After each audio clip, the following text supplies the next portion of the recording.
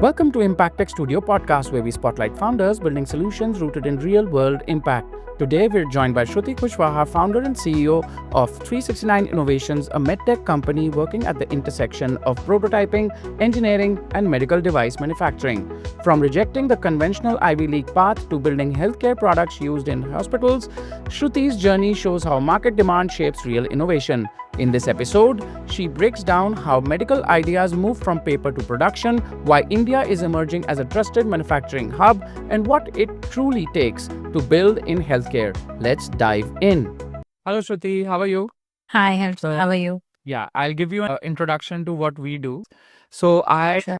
am the founder for Idea Shacks Ventures Private Limited, which is basically investing into impact startups at the angel round, pre-seed and seed. And we are also looking into getting them onto a platform because obviously the meaningful innovators and executors who are creating for impact need to be given that eye, right? That visual and appeal to themselves. So I've heard Yeah. some funds who have always looked at startups which are able to validate themselves in public and then come back and ask for investment. So we become that plug-in for them as well. Apart from that, obviously, all innovators are welcome. One of them is you. And we really looked at your profile and we really were impressed by it. This is a pro bono initiative because we actually, the value from it is for the investors to get you discovered and then get you into a loop in wherever positive we can get you into networking as well. So this is not just a podcast, it is a conversation. But I will obviously, after this, be your extended team if you let us be. And we will try to get you connected to a lot of people around, right? Whoever we have in our ecosystem, right? So you can raise a point, you have a friend on LinkedIn, right? So this is how I wanted to start to keep the energy positive and happy. I'm glad. And moving from that angle, I would like to introduce you to my audience. And I would love to give a basic, quick introduction of Shruti Kushwaha. Uh, Shruti Kushwaha is the founder and CEO of 369 Innovations and a recognized leader in medical device design and global healthcare infrastructure. With a background that spans pharmaceutical chemistry and industrial design from TU Delft, she bridges the gap between complex engineering and clinical relevance. From 369 Innovations, if I wanted to put some light to it, is a product engineering and contract manufacturing company that specializes in transforming medical concepts into market ready healthcare solutions. So basically, your plugin for all go to market innovation that can align to your value chain, right? So if I am able to understand that correctly, so I would love to have your introduction of how do you define 369 Innovations? What has been the story of 369 Innovations? Why did you start 369 Innovations? These all three questions are intertwined in your story. So please give us an understanding of what it is and why. No, first of all, thank you for having me, Arjun. And I think it's a fantastic platform. I think what you guys are doing is probably very novel in its own substance. Mm. And it's a very long answer to answer, first of all. Right. So I would just start with how we ended up making the company and then proceed to what my company does. Right? Yes, please. So I started my career as a medical advisor with Torrent Pharmaceuticals. I worked in Torrent for 3 years, and then I, of course, wanted to advance myself in terms of a MBA degree, which I only wanted to do from Ivy Leagues. So I gave myself a year to actually prepare for Ivy Leagues, and fortunately, I got accepted by Kellogg's also Right. for an EMBA program, of course. Right. And that's how I think it was the campus of Kellogg's that ignited the seeds of entrepreneurship. I don't think I had any idea of venturing into entrepreneurship even when I was planning my MBA. I mean, I was a person who used to make those 5 year, 10 year boring goals. and make sure that those 5 year, 10 year goals are in check, right? Right. So because I've like been an academician topper in my universities, in my schools. So those frontline students have a different way of perceiving world, have a different way of having order around us. And from that orderly life to entering how chaotic an entrepreneurship life is, I've probably changed myself also in this journey. Uh, which is why most of the times I say entrepreneurship is like a meditation. If you actually continue to know yourself more and more, it's actually the right way of peeling off those layers within you and to find the true strength within you. But nevertheless, that is a separate discussion that we can have. So now coming back to this point, so we I had an idea actually of just like I wanted to do something, and my idea seeded at a very random, I think, Starbucks in Orlando. And I met somebody, and which is where they actually, and sometimes it happens that the strangers says sane and very logical things which you never thought of. Right. Right. I was just a stranger conversation. He overheard me talking to somebody on phone, and he told me that you should think about plunging into entrepreneurship right now. Why wait for 2 more years to finish and get into the rut of H1B visas, H1 visas, sorry, H1 visas and all of that. So I was like, yeah, that makes sense. That makes a lot of sense because the money I was going to put for my education, probably the same money or half of the money I could use in experimentation, and my admission could stand for more 5 years, so I could just experiment myself, give myself a year and see how this goes. And if I still don't want to continue, at least I know that I tried my best. So that was the stint. That was a major risk, probably I had taken for the first time in my life, because everyone dreams about getting into the Ivy Leagues. And uh, I felt that moment, that when you have that moment, you no longer want to cherish it. You want to just quickly switch to the next moment, which brings joy to you. And that is exactly what I did. Uh, so I came back to India, and my first idea was actually to build a design house. So I had seen in US how design houses were at the intersection of science, technology, IT, lifestyle, culture, and all of that, right? You And have seen at a that product point, design house. So you've seen a product design house. correct, Just correct. majorly product design for industrial product design. Right. Everything. So it had Right. everything. So like a design house had all kinds of designers in that, and all kinds of designs could be created from that, right? Right. So there were like shoe designs and rug designs and lifestyle accessory designs and industrial products, and even lifestyle products, right? Like refrigerators and washing machines and all of those. Right. So I had seen that, and I had that bare idea that I want to start something like that. And we started with like a design house itself.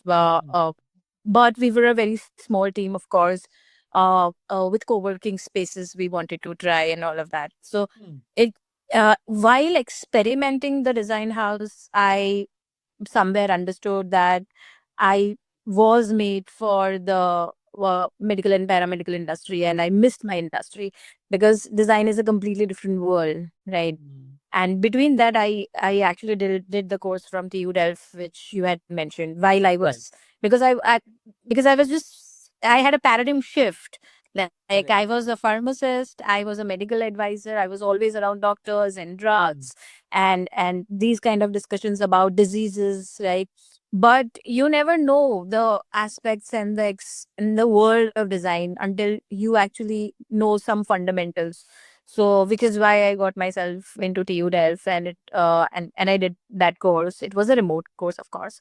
Um, so I got a fine understanding that, oh, this is amazing. I mean, this is how, once you learn how design is in itself, you start getting interest in everything around you. You start having a judgment in everything around you.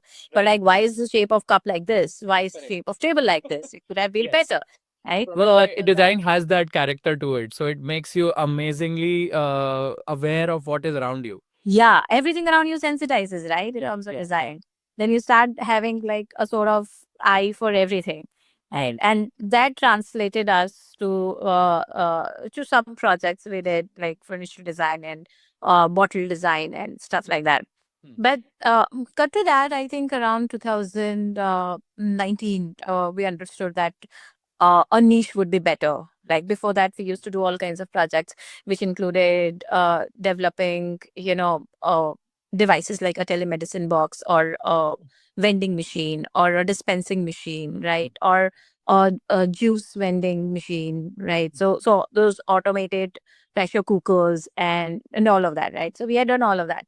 And we understood that, we have to actually pick a niche. And that niche was my niche, right?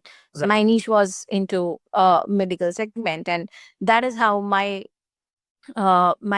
inclination towards engineering, I guess, happened. Like, so we used to study their engineering in our pharmaceutical days. Like, I still remember we had pharmaceutical engineering as a subject, but it was all about how tablet manufacturing and capsule manufacturing and syrup manufacturing happens, right? It was nothing like how do you mechanically design something, right? Right. So that is how we actually reshaped ourselves to more of an engineering centric company rather than just a design house. Right. We also understood that India market was not the right place for the design house to even sustain, because everyone knows Pinterest and everyone can create their own designs through graphic designers, and nobody wanted to pay that much, right? So it was pivoted to an engineering company, and then to a medical device company we solely focused on, because then our portfolio started increasing more in healthcare organically somehow. And that is where we decided that the money should be followed. So we followed into medical device manufacturing, and that's how we grew. So 369 today is Yes. at the intersection of prototyping, contract manufacturing, and a center of excellence. So today, we are expanding our capacity to even create center of excellence for foreign companies in India, uh, where we can support them with manufacturing of their innovations and even protect their IPs under the regulatory laws. So that is the idea. So if you probably think of creating something, we are your people. You would come to us, you would tell us that this is what I'm creating. I want this to come to life. I want these many pieces to be manufactured. And or we anchor to all already existing devices. So let's say you have a portfolio of 15 devices or 16 devices, and you come to us that I want a line extension, or I want some better product of what is existing right Correct. now. In this So country. Yes. yeah, so we would even enhance your existing product technologically and even mechanically. Or if you want to just change the design, because sometimes the Indian market wants a different design and the German market of the same device would want a different design, right? Right. So even if there are aesthetic changes to the design, we do that. So we are your go-to person when it comes to creating your ideas from paper to manufacturing. So that is what we do. Right. Right. And you're concentrated on the medical device industry. Right. Correct. Yeah. Right. Right now we are only concentrated on Since when have you concentrated on that? So how many years of working in the medical device side? right. So that has been roughly around 4 years. Yeah. Yes. Amazing, amazing. And what is the kind of, so when we look at your centers of excellence, where you're actually doing the work, right? So your center of excellence is where you're prototyping and everything that you want to. We have a unit. Yeah, we have a unit in Ahmedabad, and we're currently prototyping up to 50 to 100 units in that facility. When you say 50 to 100, so I want to get aligned with the industry. So can you please give me more details of what does that mean? So when you come with a new product, Yes. and you don't want to invest in the dies of those Correct. product Correct. taking, right? Correct. Because the molding apparatus costs more Yes. to the manufacturer Correct. and to the supplier also, right? Yeah. So what we do is, without making those molds and without making those molding apparatus for you customized, we can create the same design up to 50 and 100 pieces, which become your test market first. Correct. Your Right. prototypes that you can take it to market and then you can And you know can what you test. can do with it. Right. Right. And test. So yeah, so that like is the final design product that is market ready also, market friendly also, and now you just need to test in your customer base up to 50 to 100 units, because you want to experiment how this rolls out before investing too much in the manufacturing side of it. So these are actually final. So this conversation will always be like a conversation. So those questions that we gave you were just a framework to just drive the whole I understand. preparedness of the interview. So basically, when you are saying that these are go-to-market ready products that you are giving for 50 to 100 quantity, they are actually Right. go-to-market ready, or are they? They are products actually that go can be changed to another material. They are actually go to market ready. If they want a change of material, that can happen in the second batch of manufacturing. Right. But having said that, there are Me Too products also, right? So there are white label products also. Right. So Right. so those products can be easily done because their molds and dyes are available, right? Right. So there we can easily do whatever units the client is asking through our, of course, So channel any partners. number. So that quantity can be contractually given out at the scale that the client is asking for. Absolutely, absolutely. Correct. Okay. So looking at this, what is the structure of that center of excellence? So what all kinds of equipments do you have in that center of excellence, and how is it funded, and how is it moving forward? So right now it is self-funded, right? We are in the process of more partnerships in terms of raising money for expanding the manufacturing facility. Right. But as a center of excellence, what we do is A to Z. So let's say you are a company sitting in US and you already have a business and you already have a market of device X. Okay. Right. But probably your US manufacturing, because of the engineers, the designers, and the workers that you have employed, it is very costly. So you cannot fetch more profits from it. Right. So what you do, and also if you have like a vision of launching the same product in India or Asian markets, so what will you do? So you will not shift your entire US manufacturing. What you will do is you will have a second line of manufacturing in Asia somewhere, which is why most people do in China. And now with the manufacturing wave in India, most people would want to shift to India because we can protect their IPs. Their IPs can be still their IPs, right? Uh, yeah, in international markets, Indians do have that impression that they are more honest than Chinese. So Is that true? that we, yeah, they're more honest. Yeah, even in the African The markets, perception is driving that, and there is some trust. correct. Yeah. Even in the African markets, people trust Indians more than the Chinese and the Lebanese and the local people, right? So we have that perception that Indians must be, they are very good to deal with. They're very honest. They say directly. They say face to face. They have a very clear pointing that this will happen and this will not happen. No, which I think is a great fact for us to even convert them. So that is what we do. So we anchor them from step one of even finding the location or finding a factory or anchoring us, anchoring them to our factories and create a small portion for them so that they can have their own R&D going on constantly and the batch production is happening somewhere. So we actually handhold them from any point to any point, and end to end, right? So that is what we do as Center of Excellence. Um, like Capgemini has built Center of Excellence for Bosch and Philips, right? So what they do is they have a huge facility and they divide that facility into their clients' R&D sections, right? Right. And then the batch manufacturing happens at a different destination. So that's how it happens. Right. Interesting. So, looking at that, so when you say partnerships, so you talked about partnerships, and in the ecosystem, you might be partnering with uh, what kind of value chain partnerships do you do? Let's just look at your answer there. So there are factories who only manufacture certain equipments, right? Like there are factories who would only be in hospital equipments, let's say. Right. So they will manufacture hospital beds also, and all the hospital furniture, what you say, right, including stretchers and beds and I think those stands and trays and everything, right? So there are factories like that. Then there are factories who have special cleaning and quality rooms with them, right? So we partner with them also, so that our samples are QC approved, QA approved, and there is a clean room also where we can do testing of those samples and stuff like that. Right.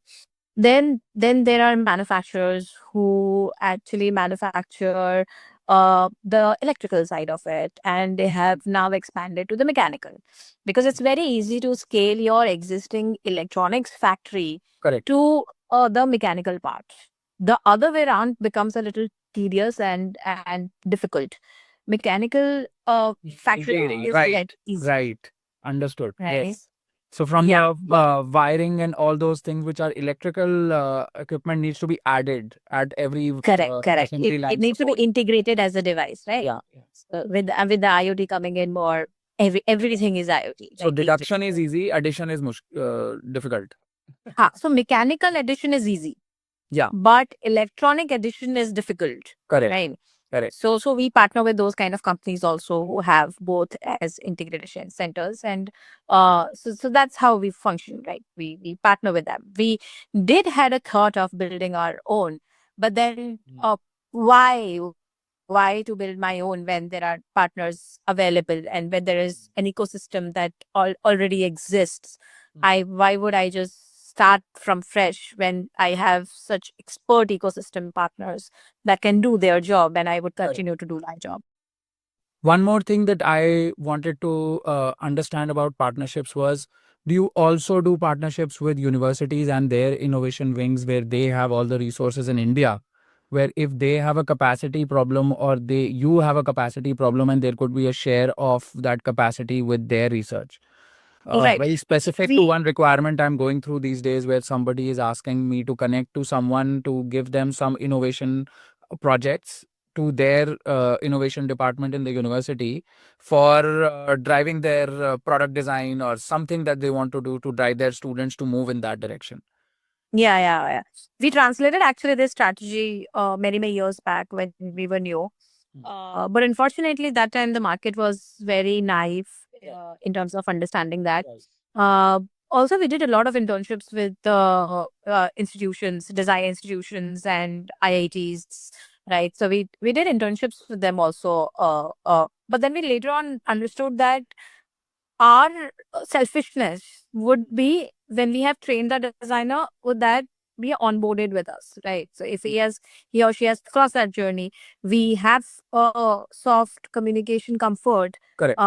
right? We would want to retain that talent, right? But what used to happen is that they immediately the project is over and then they switch on. So it started to make us feel as if Learning curve has become really big and very costly. So every time a person leaves, the next person needs to be trained from scratch on the same our So processes. we then what we did was we had like a no fresher policy. Like we don't do internships, we don't do policies. But having said that, if there are universities who would want like an innovation center to be built up, we would love to explore that opportunity, because we did give a couple of these proposals to universities. But then they were like, हमको तो सिर्फ 3D printer चाहिए, आप 3D printer बेच दो, and that is all. So I was like, man, that is not how it works, right? If you consult us to build an innovation lab, we would build an innovation lab which is actually an innovation lab. Just a 3D The whole printer is not process, called an innovation facilities lab. and services that go around it to build a program of innovation within, right? It has to Correct. move that way. If there is no program of building the innovation, then it is just everyone can put a 3D printer. Even brands can come in and give you free 3D printers because they say, yeah, you are using it, everyone else will pay on it. You don't have to pay for it. So those kind of things. Yeah, I agree. I agree. So I can get you connected to one department of one known university. However, that conversation goes, let's have a conversation if you're open for it. We will I know the definitely- person who heads that strategy. So she's the MD of that strategy there, and I'll just get you connected, right? Done. Right. That way, I can drive that conversation in the same way because I resonate with you. So that might be a conversation we could have. Secondly, let's look at. I saw that you have also got a Karamveer Award. Just to keep the conversation light there, right? Karamveer Chakra Award. So what is that? It was around 2019. Yes. I think I received an email from Rex Foundation, and they had awarded people from multifactorial facets of life, from Right. even from artists, from actors to Mm. everyone, and I was very happy to see their alumni list. And Mm. I honestly I did not know the value of it when I confirmed with them, because their email came and they wanted a confirmation, and I said, okay, let's do this. Uh, but uh, but I think most awards, the alumni matters, right? If they are Mm. given on the basis of credibility rather than a PR stunt. So this was not like a PR stunt for me. Right. This was Right. given out of the credibility that we had. Right. Because the name started traveling in 2019. Mm. The name started going to places. We would receive calls from Bangalore, even about like a gun design or Mm. a pistol design, Right. and we would not know who has referred us. So that started happening, and that is how we got selected in the Karamveer Award. I still don't know the value of it, to be very honest. Right. Right. But It- amazing that you have done so much of a plethora of different types of product design coming from very eclectic departments of a country, right? So gun yeah, yeah. from Bangalore. Uh, Amazing. we had a very experimented and thriving design exposure. I would say that, yeah. Right. So, what is the understanding of yours looking at the new FTA news that has just come in yesterday? You've just got that news that there is an FTA now with US and India also, right? There is a Europe India and US India FTA that has also been approved, right? And Trump has said yes to it, right? So the game has become positive for India. So, what is your kind of alignment with international markets? How are you looking at this FTA? Do you have any opinion, or you don't have any opinion? I'll tell you very crudely. I think it Yes. can offend a lot of people, but Yes. I don't know. One, I am not at a position to challenge those policies or even comment on it, Correct. because I don't think I am sitting at those positions right now, because Correct. those policies are drafted from the Mm. experts. They have a lot of data. They have their own research. They have their own Mm. perspectives to it, and we are on the other side of the table, right? Mm. So we are the beneficiaries of those Correct. policies. Correct. Now, talking about benefits, So, what are your hopes from? usually, yeah. So talking about benefits, Yeah. usually these policies translate into benefits after many, many years. Like a Correct. small business Correct. owner As a would gestation. not, Yes. yeah. You Obviously, the first result that anyone will see will be next year, whatever they say correct, now. right? Yes. So Yeah. so we would not until unless we have an experience with those policies around. Right. Like the Make in India policy, we used it as a campaign for one of our campaigns, of course, email marketing campaigns. After 2 years of its announcement, right? Mm. So that's what I'm saying, right? The translation comes to us at a level where it's already experimented. And until I have experimented, to be very honest, I will not be able to even Correct. give any comments Correct. on whether Correct. this will be benefited to me Right. or not. You just Right. have to go on, and if you have Yeah. a conversation with And somebody you sitting have in a US, and you have a order book which is already there. You are structured, and you are already having an order book of innovations that you have to work on, and you have your flow of the organization already there, right? So that is correct. already there. So obviously everything will get visible when your quality is visible to other people. That's the only Of thing that you course. can focus on, right?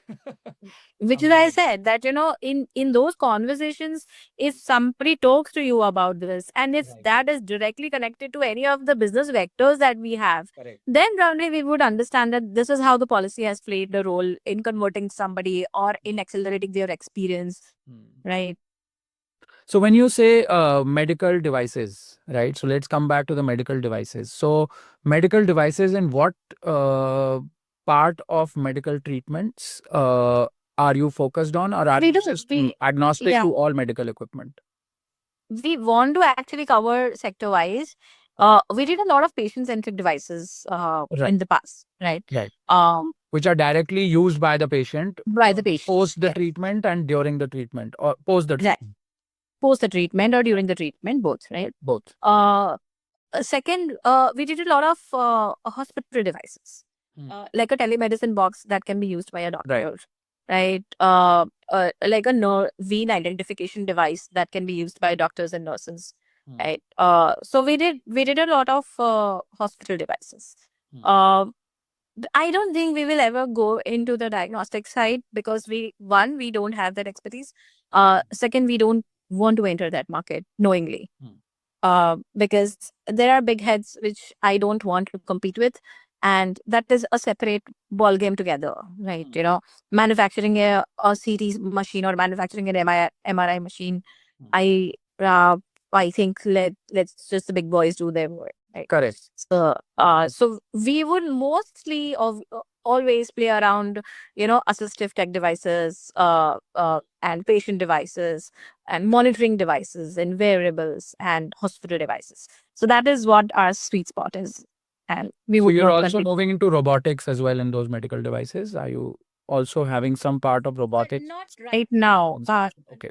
We It's more mechanical innovation where they can integrate later on, or you can give them advice on later on integration of robotics within it. Probably it's more of a mechanical electro integration that we can do. We don't claim we are AI experts. We don't claim that we can create robotics for surgeries. Uh, and that is a very separate space. So right now we don't have those plans to integrate robotics in our R&Ds. So one more question I have, a curious question. So what kind of innovations are your highlights that you've just remember and you would like to talk about? One innovation that you've done recently, or you can talk about it. Like I think one product or one product design that you was really a highlight of your achievements while you were doing it. Whatever comes to the mind. I think the telemedicine box was like a great project that we did with a US based company. It was a startup only. And the exciting part was, of course, the money, because it was the highest serviceable project that we did. But the challenges also were super, super experience rich, and we learned so much in those experiences. It was about integrating local device. So let's say a digital stethoscope or a digital oximeter and stuff like that, integrating it as a telemedicine box, and the data goes to the cloud. And those devices are also interconnected within a certain vicinity, which acts more like a portable hospital. So your files can be saved, your history can be saved, and your diagnosis goes from one doctor to another in quickly few seconds, right? So on the electronic side, we actually evolved more working on that project. We were always strong mechanically. We were from a Pune-based company. We were called iPhones in design. So we knew that our strength was mechanical. But from the electronic side, we learned so much working on that project. Yeah, so that was one project. And the last project that we did was sort of a patch, a cardiac patch, who could read out your arrhythmia readings on your phone app. So that is what we did. So that patch is basically you put it on your arm or something. How do you put it? Yeah, you put it in any of the electrode points that are in your body, and it would give you readings on the app of the company. So, but it was not accurate, and our role was to make it more accurate. They were not getting a You're in special. the fun part of innovation. That is the fun part, right? That makes you so interested in, okay, this is a problem and I know the Correct. problem. Yeah. So once you know the problem, Yeah. you're so excited to do it, right? Yeah, we get fascinated to do these kind of things because we see a team of like 15 engineers and 10 engineers working on the problem, and then when the company comes and tells it that this is not happening with all of my engineers put together, could you please solve this? So how is your structure of the organization? So do you employ engineers or do you have contract employ, yeah. engineers? How do you do it? We employ also, and we have contractual also, depending on case to case. Previously, we used to even hire aerospace engineers when a drone design used to come to us. So when a specialized project needs a specialized engineering, we integrate that as consultant. But rest we usually hire mechanical engineers, electronic engineers, industrial designers, in addition to the usual business and marketing and sales team. Hmm. Right. So, basically, one more idea that was coming in my mind was you must be doing it. Obviously, I am very not from your industry. You must have already worked on, but you also must be aligning with accelerators of medical impact accelerators in some way. Yeah. Anything that is health driven or health IT driven. If you could just connect them to us, and we will become their lab. Yeah, we did that with I remember we did that with German accelerator based in US. We would so it was a very open modus operandi. It was an MOU understanding between the accelerator and the company, where when their onboarded startups require a prototyping or a technical or a product development help, Right. we would give them at a very very discounted, like a student rate. So this is like a retainership or a umbrella agreement for a number of innovation. An umbrella agreement, you could say that, yeah.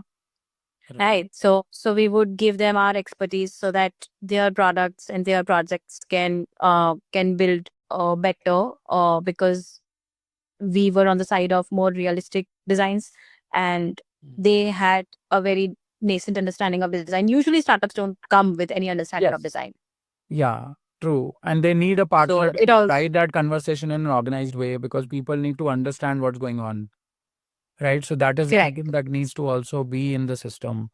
So yeah, so you would be open to more alignment, or that experience did not go through well, or something came out of it, or not much. Well, until now, that experience hasn't translated much in terms of money. It in terms of name, perhaps more, but in terms of money, it hasn't translated much. So, if there is a better proposition, uh, I would love to explore on that part. Correct. Correct. So let's go back to your questions. And I had some understandings from another light question for you. You said your identity is an Enneagram 4. Now, what is that? Yeah, Need to put the audience into a yeah. understanding of what that means and how does it add value. So, Yes. well, I'm a very curious person, right? I want to know everything, what I read, and everything which interests me. Right. So I remember during my days in college, as a part of training, we used to do this personality assessment test. There were the 16 different personality assessment tests, which were psychologically evaluated through a series of questions, right?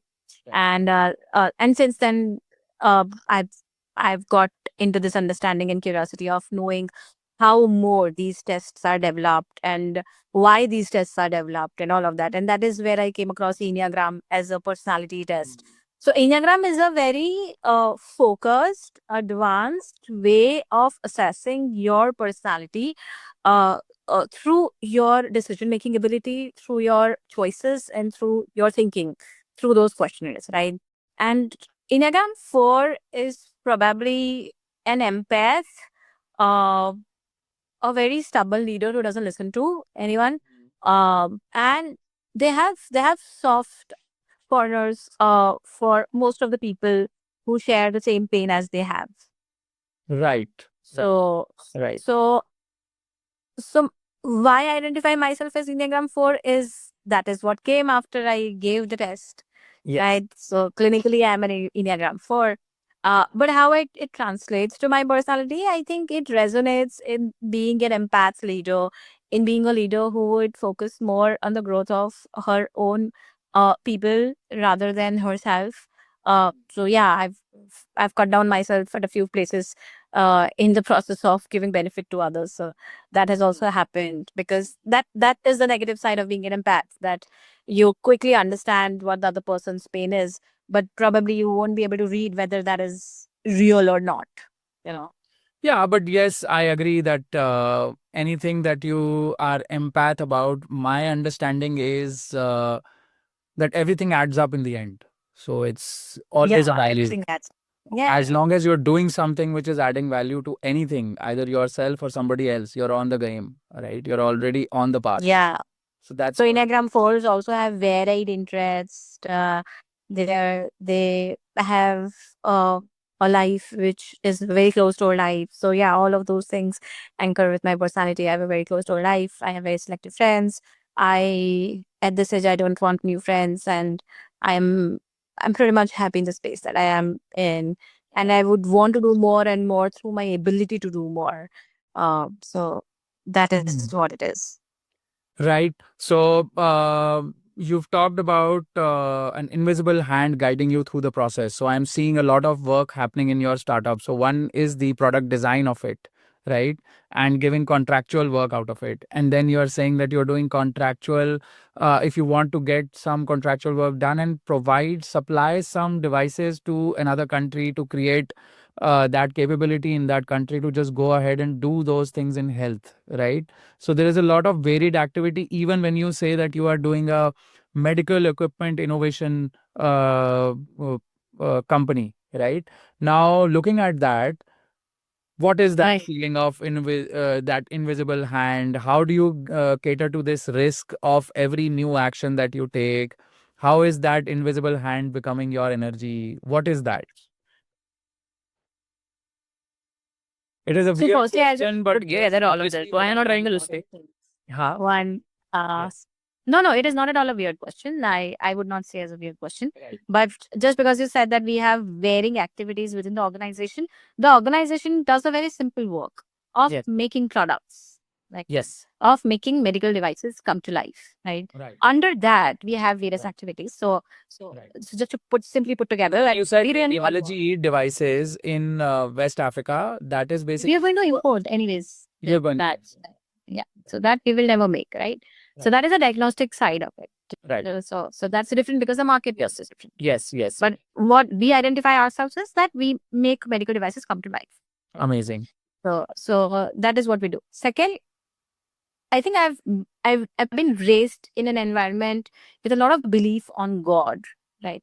So I every time we had a problem, my parents would say that, why don't you chant this, or why don't you chant these many numbers of this, right? Right. So that has been a solution to all our problems. Like, that is how I have been raised. And every time you have a complaint, go to God and ask them, what is the solution? This is what needs to be done. So you do your part and then expect God to mendel in your expectations and figure out how the next path will go forward, right? So so when I say invisible hand, it's more like through so many years of entrepreneurship, there are crossroads uh that you feel you can never go back from those experiences, right? They creates they they certainly create a void in you. They certainly create a trauma in you, right? Because you have not been used to the first time when you probably fire somebody, right? So that's a feeling that sinks with you, right? Then you get on used to it, but every day as an entrepreneur, you're becoming a different person. Yeah. Correct. Every day, the more experiences you absorb, I guess, the better you understand how your journey is mapping out, right? So in that journey, there have been so many instances that we could have lost so much, or we could have been at the wrong spots, or being called as the wrong person. So no, so I think that has helped, that you feel that there is somebody who's protecting you, there's somebody who's guiding you, there's somebody who's not letting your plans happen and pick you from that spot and put you to another people, to put you to another place, and just let you flow. And So that that is responsibility is not mine. I still have someone in the back who can put me in those places. So I am correct. safe in that moment. And if you are able to find that safety, I'm coming from an entrepreneurial side of observing this as well. So basically, when you have that protection in your mind that this is going to get solved and this is today Yeah. the point that I have to solve it, it will happen on its own. I will find that on a day when I wake up in the morning, maybe I will have a better answer than tonight when I'm sleeping on it. So Correct. that understanding is what you call the invisible. So exactly, right. Yeah. So there are situations when you feel all doors are closed, Yeah. right? And you will feel, what do I do now? but then instantly the next day changes, everything comes to you the way you wanted, or you just get disconnected all of a sudden from that ambition or from that desire or from that outcome, and then you suddenly start focusing on something else. So all of that, I think, is, and I largely believe, when we serve to a larger energy, it can be God or it can be anything that you believe, that your faith says, uh, we allow our capacities to expand in a more beautiful manner. We are we allow ourselves to fall and learn more and more, because Right. life is not about accumulating anything but these experiences, right? Yes. So if that is what differentiates, we are not different from each other. What differentiates all of us is our own desires and our own ambitions, right? So let me ask you last couple of questions. So one is, what is your company's position right now in terms of finances? And where does it stand that way? Is it cash positive? Is it profitable? Where we had a very bad phase in the last 2 years. So Right. we are we're on the track. Right. We're trying to be on track. So Right. I think in the next 6 months it will be positive. So that's what I can Amazing. say. And you are, but at least you're able to manage your monthly cash situation. Yes, that is That's good. good. That's amazing. So even if you're not profitable, if you're managing your cash, you will find your profit because you're That able to. happens in service business Yeah. a lot of times. Yeah. And on top of it, the last question is, my audience is made out of investors. They are made out of institutions which are partnering with innovators and startups which are like you, innovating on their products, majorly from health. Apart from that, they're also from impact of agri-tech. They're also from everything that aligns to these industries. Plus, we are also into everything that is majorly impact agnostic UN SDG. Right now, looking at these, what is your ask from my audience? Which audience would you like to choose, and what would you like to ask from them?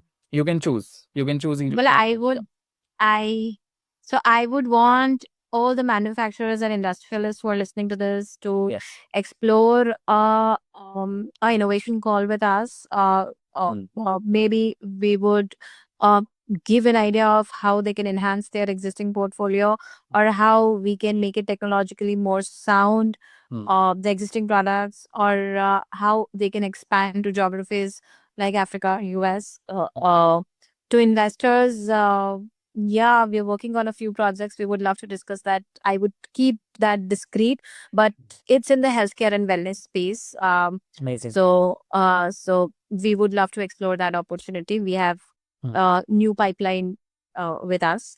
Uh, and third, I think, well, I think we're ready for foreign companies to come and build with us. We have a large space, manufacturing space, which we have partnered with, and we would love for those companies to come and open their first center of excellence with us, because this is a new thing that we are planning out, and we hope through your audience we can reach to those people who would be happy to do their center of excellence with us in the health. I would like to introduce you to some who hold some ecosystems of health IT.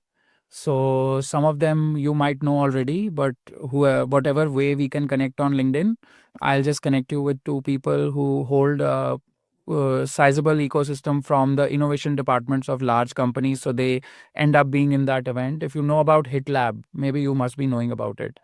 So there is a Hit Lab. If you follow that brand, there is a Health IT Lab, right? Okay. So this is basically a movement by a gentleman by the name of Stan in the US, and he drives this meetings across the world where the startups which are presenting are already go to market. They're looking for their expansion growth money. So at that moment, your integration with those guys plus the innovation departments of larger companies like Johnson and Johnson and other companies like that are able to go in those rooms and create those good conversations.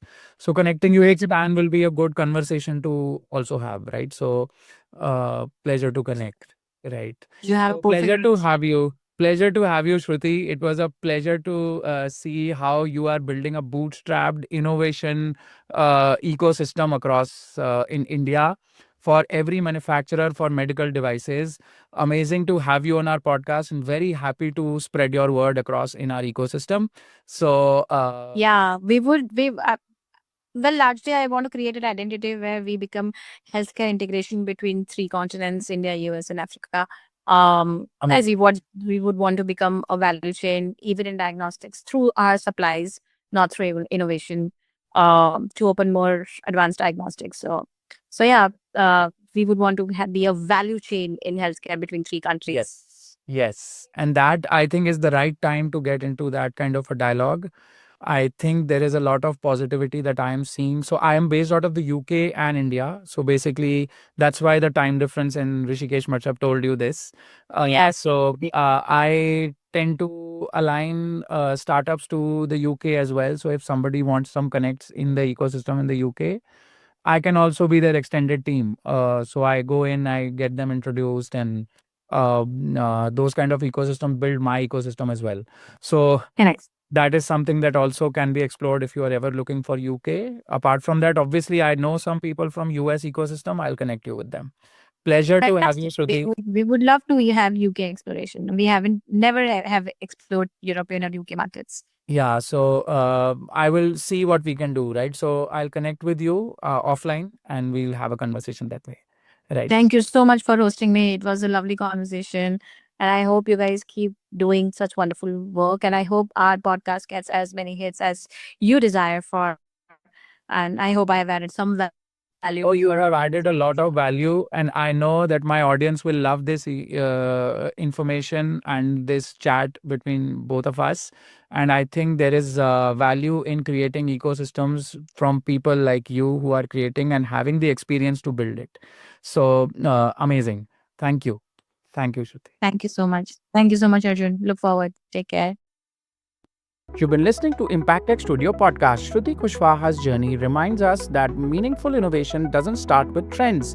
It starts with listening to the market and committing to depth. By building medical devices through prototyping, contract manufacturing, and centers of excellence, 369 Innovations is helping global healthcare ideas come to life from India.